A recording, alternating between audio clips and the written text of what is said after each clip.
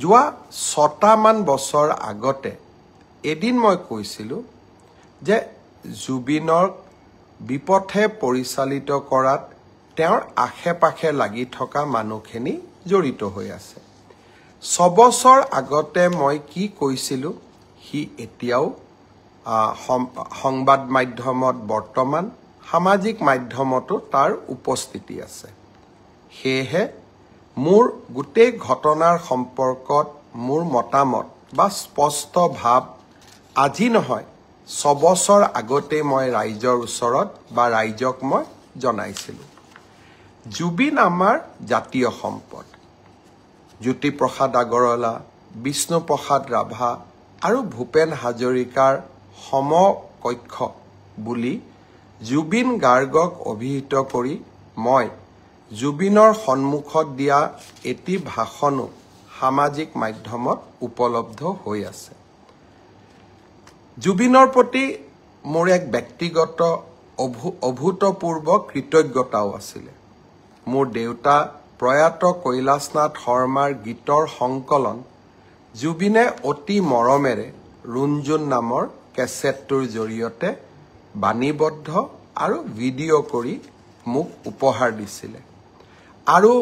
সেই গানকেইটাই যথেষ্ট সমাদৰ লাভ কৰিছিল এজন পুত্ৰ হিচাপে তাতকৈ গৌৰৱৰ কথা একোৱেই নাছিল কোভিডৰ সময়ত মুম্বাইৰ পৰা জুবিনক উভতাই অনা ডিব্ৰুগড়ৰ পৰা বিশেষ বিমানেৰে নতুন দিল্লীত গ্ৰীণ কৰিডৰ বনাই জুবিনৰ চিকিৎসাৰ ব্যৱস্থা কৰা জীৱনৰ কেইবাটাও গুৰুত্বপূৰ্ণ অধ্যায়ৰ মই সাক্ষী হৈ থকাৰ সুযোগ পাইছিলোঁ মোৰ একো কন্ট্ৰিবিউশন নাছিলে কিন্তু মই সাক্ষী হৈ থাকিব পাৰিছিলোঁ সেয়েহে কোনো এজন জুবিন অনুৰাগীতকৈ মই নিজকে কম অনুৰাগী বুলি নাভাবো আৰু বেছি বুলিও নাভাবো কাৰণ আমি সকলোৱে জুবিনক ভাল পোৱাৰ অধিকাৰ আছে আৰু অধিকাৰ থাকিব জুবিনক আমি গীত মাত আৰু সংস্কৃতিৰ মাজেৰে আমি সকলো গৌৰৱী অসমীয়াই আমি জীয়াই ৰাখিম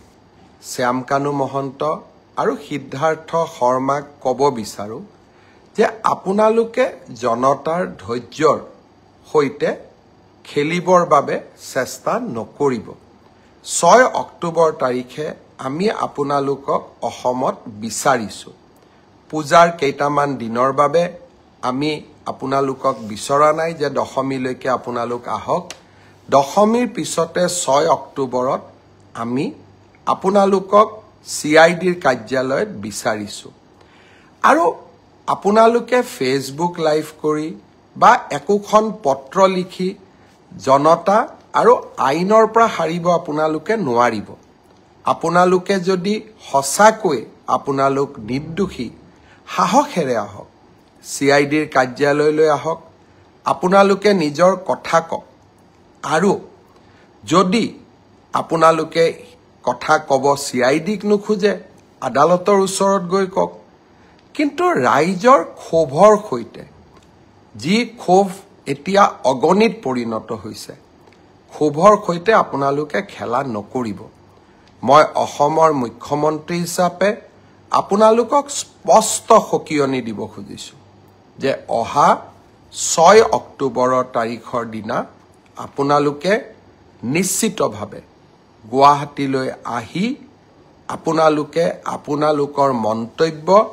আপোনালোকৰ বক্তব্য আগবঢ়াওক আইনৰ মাজেৰে গতি কৰিব কোভিডৰ সময়তো মই অসমবাসী জনসাধাৰণক এৰা নাছিলো বানপানীৰ সময়তো মই অসমবাসী জনগণক এৰা নাছিলো আৰু জীৱনত এটা দিন আহিছিল যে পিপি কিট পিন্ধিও কোভিডৰ ICUৰ ভিতৰত গৈ জনতাক সেৱা কৰাৰ চেষ্টা কৰিছিলো আৰু আজি যেতিয়া অসমৰ জনতাই জুবিনক ন্যায় দিয়াৰ বাবে আন্দোলন কৰিছে তাৰ পৰা মই পৃথক নহয় আৰু সেই কাম মই কৰিবই লাগিব আৰু সেই কাৰণে মই আজি পুনৰ এবাৰ প্ৰতিশ্ৰুতি দিছো যে জুবিনৰ ঘটনাৰ সৈতে জড়িত সকলো কেইগৰাকী ব্যক্তিক আইনৰ সন্মুখলৈ অনাৰ দায়িত্ব অসমৰ মুখ্যমন্ত্ৰী হিচাপে মোৰ আৰু সেই দায়িত্ব মই কৰ্তব্য নিষ্ঠাৰে সৈতে পালন কৰিম দায়বদ্ধতাৰে সৈতে মই পালন কৰিম আগতেও বহু এনেকুৱা ঘটনা হৈছে আসামী কেতিয়াবা দুটা দিন পলাই থাকে কিন্তু আইনৰ হাত বহু দীঘল আইনৰ ধৈৰ্য আছে আৰু আইনে কেনেকৈ আগবাঢ়িব লাগে তাৰ বিষয়ে আইনে জানে আৰু আইনে কাকো ৰেহাই নিদিয়ে কাৰোবাৰ মনত অকণমানো ধাৰণা থাকিব নালাগে যে এইখন চৰকাৰে জুবিনক ন্যায় দিয়াৰ প্ৰচেষ্টা নকৰিব এইখন চৰকাৰে শ্যামকানু মহন্ত সিদ্ধাৰ্থ শৰ্মাৰ দৰে ব্যক্তিৰ ওচৰত শিৰ নত কৰিব এইখন চৰকাৰে অসমৰ ৰাইজৰ ওচৰত শিৰ নত কৰিব সিদ্ধাৰ্থ শৰ্মা আৰু শ্যামকানু মহন্তৰ ওচৰত শিৰ নত নকৰে আৰু সেইবাবে মই সিদ্ধাৰ্থ শৰ্মা আৰু শ্যামকানু মহন্তক কম যে ঘটনা প্ৰবাহ বহু দূৰলৈ যাব নিদিব আইনৰ কোনোবাই যদি ভাবিব পাৰে যে আমি আদালতত যাম এন্টিচিপেটৰী বেইল লম ইন্টাৰিম বেইল লম এই প্ৰচেষ্টাবিলাক কৰা উচিত নহয় কাৰণ জুবিন এগৰাকী জাতীয় সম্পদ জুবিনৰ হত্যাৰ প্ৰতিটো মুহূৰ্তৰ ঘটনা তন্ন কৰি ৰাইজৰ আগত আপোনালোকে ক'ব লাগিব আৰু মই ভাবোঁ এই কাম আপোনালোকে কৰিব আৰু আপোনালোকক কোনো ক্ষেত্ৰতে আইনৰ বাহিৰত গৈ শাস্তি দিয়া নহয় আইনে আপোনালোকক দোষী হলে শাস্তি দিব দোষী নহলে আপোনালোকক নিৰ্দোষী বুলি ক'ব কিন্তু আইনৰ পৰা দূৰত থাকিলে আপোনালোকে কেতিয়াও নাভাবিব যে চৰকাৰ মনে মনে থাকিব আৰু চৰকাৰে ব্যৱস্থা নলব এইখন জুবিনৰ অসম এইখন আমাৰ জননী আৰু জন্মভূমি এইখন অসমত আমি যিকোনো কাৰণতে এইখন অসমক আমি নেপাল কৰিব নোৱাৰো কেইটামান দিনৰ পৰা সামাজিক মাধ্যমত নেপালৰ উদাহৰণ দিয়া হৈছে আমি অসমত লাচিতৰ উদাহৰণ দিম আমি অসমত আমি মহাৰাজ পিথুৰ উদাহৰণ দিম আমি ভগদত্তৰ উদাহৰণ দিম আমি ভূপেন হাজৰিকাৰ উদাহৰণ দিম আমি জুবিন গাৰ্গৰ উদাহৰণ দিম আমি নেপালৰ উদাহৰণে অসম নচলাম আজি এটাই মই কথা ক'ব খোজো এটাও যদি অসমৰ সম্পত্তিক আজি আমি হানি কৰো আটাইতকৈ দুখ জুবিন গাৰ্গে পাব কাৰণ এইখন জুবিনৰ অসম আমাৰ সকলোৰে জননী আৰু জন্মভূমি আজি কেইগৰাকীমান ব্যক্তিয়ে জুবিনৰ ন্যায় বিচাৰি ৰাস্তাত আন্দোলন কৰিছে পুলিচে তেওঁলোকক গ্ৰেপ্তাৰ কৰিছে আৰু মানুহে সুধিছে তেওঁলোকক কিয় গ্ৰেপ্তাৰ কৰা হ'ল এজন ব্যক্তিৰ নাম অজয় ফুকন জুবিন গাৰ্গে নিজে এই ব্যক্তিজনৰ বিষয়ে কৈ যোৱা কথাকেইটা আপোনালোকে শুনিব জুবিনে জীৱন কালত কৈ গৈছিল যে এই ব্যক্তিজনৰ জৰিয়তে মোৰ লগত কোনেও সম্পৰ্ক নকৰিব মই জুবিনে দিয়া টুইটটো মই পঢ়ি দিব খোজা নাই জুবিনৰ ভিডিঅ'টো সামাজিক মাধ্যমত উপলব্ধ থাকিব আৰু এইগৰাকী ব্যক্তিয়ে কংগ্ৰেছ দলৰ যোৱা সাবুৱা বিধানসভা সমষ্টিৰ প্ৰাৰ্থী আছিল আনজন ন্যায় বিচৰা ব্যক্তি হ'ল ভিক্টৰ দাস এগৰাকী সহজ সৰল ছোৱালী কেনেকৈ গুৰুল কৰি এই ব্যক্তিজনে পিটিছিলে তাৰ প্ৰতিশ্ৰুতি এতিয়াও আমাৰ সন্মুখত পৰা আঁতৰি যোৱা নাই যিদিনাখন এই ব্যক্তিজনে ছোৱালীজনীক গুৰুল কৰি মাৰিছিলে মই ভাবো সিদিনাখন জুবিনেও কান্দিছিলে আৰু জুবিনেও এই ব্যক্তিজনৰ বিৰুদ্ধে ন্যায় বিচাৰিছিলে জুবিনৰ নামত চৰকাৰ বিৰোধী ৰাজনীতি হ'ব নোৱাৰে জুবিনৰ নামত আমি অসমখনক নেপাল কৰিব দিব নোৱাৰো আৰু জুবিনৰ আত্মাক শান্তি দিবৰ বাবে আমি এই অসমখনক সুফলা কৰি আমি নিৰ্মাণ কৰিব লাগিব এইখন অসমক আমি ভাৰতৰ শ্ৰেষ্ঠতম ৰাজ্য কৰিব লাগিব সেইবাবে মই সকলোকে কৰজোৰে অনুৰোধ কৰোঁ নেপাল কৰাৰ প্ৰচেষ্টা নকৰিব কাৰণ ইয়ে জুবিনৰ আত্মাক আটাইতকৈ কষ্ট দিব আইনে তাৰ কি ব্যৱস্থা ল'ব পিছৰ কথা কিন্তু কোনোবাই যদি ভাবে যে হিংসাই কাৰোবাক ন্যায় দিব মই ভাবো সেয়া কেতিয়াও সম্ভৱ হ'ব নোৱাৰে আইনে ন্যায় দিব অসমৰ মুখ্যমন্ত্ৰী হিচাপে মই আপোনালোকক প্ৰতিশ্ৰুতি দিছোঁ শ্যামকানু মহন্ত সিদ্ধাৰ্থ শৰ্মা শেখৰ গোস্বামী যোনেই নহওক কিয় আৰু দুই এজনৰ নাম মই লোৱা নাই আমি কেতিয়াও তেওঁলোকক বিচাৰ নোহোৱাকৈ তেওঁলোকক সহজে আমাৰ হাতৰ পৰা আমি যাব নিদিওঁ মাত্ৰ ৰাইজক মই অনুৰোধ কৰিম আপোনালোকে আইন হাতত নল'ব পুলিচ আছে আৰু অসম পুলিচে যোৱা 5টা বছৰত কৰি অহা কাম আপোনালোকে দেখিছে কাজিৰঙাত এটাও গড় হত্যা নোহোৱা হ'ল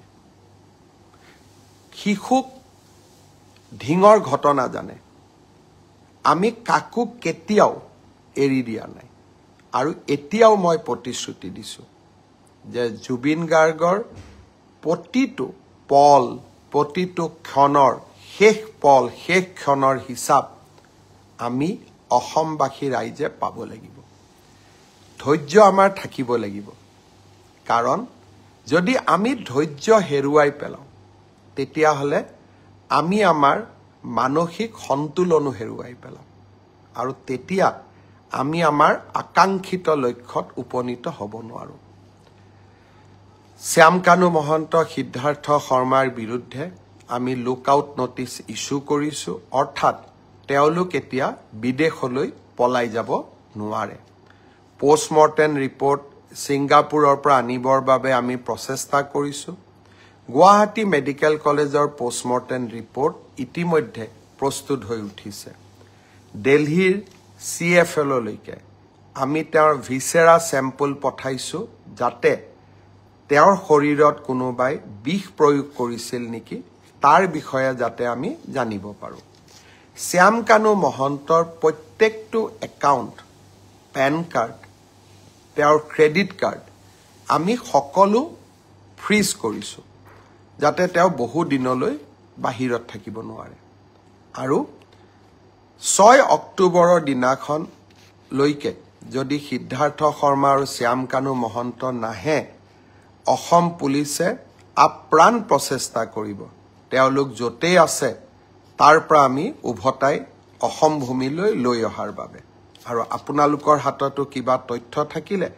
আপোনালোকেও আমাক সহযোগিতা কৰিব জুবিন ৰাইজৰ সম্পদ জুবিনক ন্যায় দিয়াৰ দায়িত্ব প্ৰত্যেকগৰাকী অসমবাসী ৰাইজৰ কৰ্তব্য আমি কেইজনমানে এই দায়িত্ব মূৰত তুলি ল'ব নালাগে এই দায়িত্ব 3 কোটি অসমৰ জনতাই আজি মূৰত তুলি লৈছে আৰু জনতাৰ প্ৰতিনিধি হিচাপে এই দায়িত্ব মই নিষ্ঠাৰে আৰু সততাৰে সৈতে পালন কৰিম প্ৰতিটো মুহূৰ্ত আজি কোনোবা এজন বেলেগ সিদ্ধাৰ্থ শৰ্মা আহি পাব দিল্লীত আমি উৰা বাতৰি উলিয়াই দিম যে 10 বিত বহি থকা ব্যক্তি এইজনেই হয় দুটা আৰু এটা উৰা বাতৰি উলিয়াই দিম শ্যামকানু মহন্ত গুৱাহাটীতেই বহি আছে মই ভাবো উৰা বাতৰি আমাৰ মনবোৰ অশান্ত কৰিব এখন জুবিনৰ হকে কাম কৰা নিষ্ঠাৰে কাম কৰিব বিচৰা চৰকাৰ আৰু অসমৰ মুখ্যমন্ত্ৰী আপোনালোকৰ লগত আছে যিদিনাখন মই বিফল হ'ম সিদিনাখন আপোনালোকে মোক শাস্তি দিব কিছুমানে কৈছে যে 26ত ভোট নিদিও হি স্পষ্ট কথা আমি যদি জুবিনক ন্যায় দিব নোৱাৰো আমাক আপোনালোকে কিয় ভোট দিব নিদিয়াটো স্বাভাৱিক আৰু তাক আমি মানিও ল'ব লাগিব সেইবাবে ৰাইজক মই আকৌ এবাৰ আন্তৰিকতাৰে সৈতে জনাব খুজিছো যে মই মোৰ লক্ষ্যত অটল হৈ আছো আৰু এই লক্ষ্যত অটল হৈ থাকিয়ে মই কাম কৰি যাম আজিৰ পৰা 10-12 বছৰ আগতে শ্যামকানু মহন্তৰ লগত কেতিয়াবা উঠা ফটো এখন সামাজিক মাধ্যমত দিব ঠিক তেনেকে অখিল গগৈও শ্যামকানু মহন্তৰ লগত ফটো উঠিছিল কাৰণ আমি সামাজিক ব্যক্তি আজি ৰাতিপুৱাও 50-60 গৰাকী মানুহৰ লগত মই ফটো উঠি আহিছোঁ কোন কি মইতো নাজানো কিন্তু এজন সামাজিক ব্যক্তি হিচাপে জীৱনৰ বিভিন্ন মুহূৰ্তত বিভিন্ন সময়ত কাৰোবাক আমি লগ পাওঁ কিন্তু অপৰাধীক সহায় কৰা হি অসমৰ মুখ্যমন্ত্ৰীৰ দায়িত্ব হ'ব নোৱাৰে ব্যক্তিগত সম্পৰ্কৰ ওপৰত গৈ আমি জুবিনক ন্যায় দিবই লাগিব সমাজক আমি সন্তুষ্টি কৰিবই লাগিব আৰু এয়া মোৰ দায়িত্ব আৰু কৰ্তব্য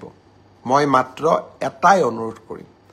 অসমক নেপাল বনাম বুলি নকব বহু কষ্ট কৰি আমি সকলোৱে এইখন অসমলৈ এটা নতুন গতি উভতাই আনিছো সেমি কণ্ডাক্টৰৰ পৰা মাহেৰে বনোৱা ইথানল নামৰূপৰ সাৰ কাৰখানাৰ পৰা নুমলীগড়ৰ শোধানাগাৰ আৰু এইখন অসমত IIT, IIM, national forensic science university মোৰ অসম আজি বিকাশৰ অনন্য যাত্ৰালৈ আগবাঢ়ি গৈছে 1.5 লাখ যুৱক যুৱতীয়ে চৰকাৰী চাকৰি পাইছে এটকাকৈ ঘোষ নিদিয়াকৈ এইখন অসমক আমি নেপাল বনাম এইখন অসমক আমি লণ্ডভণ্ড কৰিম মোৰ মনে নামানে মোৰ প্ৰাণে নামানে অসমৰ যুৱ শক্তিয়ে এইখন অসমক আগুৱাই লৈ যাব এইখন জুবিনৰ অসম এইখন ভূপেন হাজৰিকাৰ অসম এইখন জ্যোতি বিষ্ণুৰ অসম আৰু এইখন অসমক আমি মহাশক্তি কৰিব লাগিব জুবিনৰ ঘটনাৰ নিৰপেক্ষ তদন্ত কৰিবৰ বাবে যোৱাকালি মই গুৱাহাটী উচ্চ ন্যায়ালয়ৰ মুখ্য ন্যায়াধীশক এখন চিঠি লিখিছোঁ যে এজন সিটিং জাজেৰে আপুনি এখন জুডিশিয়েল কমিশনো গঠন কৰি দিয়ক যদি পুলিচৰ তদন্তত কিবা ভুল থাকে জুডিশিয়েল কমিশনখনে যাতে আমাক তন্নকৈ চাই থাকিব পাৰে অৰ্থাৎ আমি ট্ৰান্সপাৰেন্সি আৰু স্বচ্ছতাৰ মাজেৰে এই তদন্তক আমি আগবঢ়াই লৈ যাব বিচাৰো অসমৰ ৰাইজক মই আৰু এটা প্ৰতিশ্ৰুতি দি থৈছো যিদিনাখনে আমি অনুভৱ কৰিম যে অসম পুলিচে জুবিনক ন্যায় দিব নোৱাৰে সিদিনাখনে এই গোচৰ আমি CBI লৈকে পঠাই দিম আজি ৰাতিপুৱা মই কেন্দ্ৰীয় গৃহমন্ত্ৰী ডাঙৰীয়াক জনাইছো যে প্ৰয়োজন হলে এই গোচৰ মই CBI লৈকে পঠাম আশা কৰো মোৰ ব্যক্তিগত অনুভূতি আৰু প্ৰতিবদ্ধতা আপোনালোকে সকলোৱে বুজি পাব আৰু সকলোৱে এই জটিল সময়ত আমাক সহযোগিতা কৰিব মোৰ জননী জন্মভূমি মোৰ অসম আৰু এইখন অসমক আমি কেতিয়াও নেপাল নকৰো এইখন অসম সদায় বিকাশৰ গতিৰে আগবাঢ়িব আৰু যিসকলে অসমখনক নেপাল কৰিব খুজিব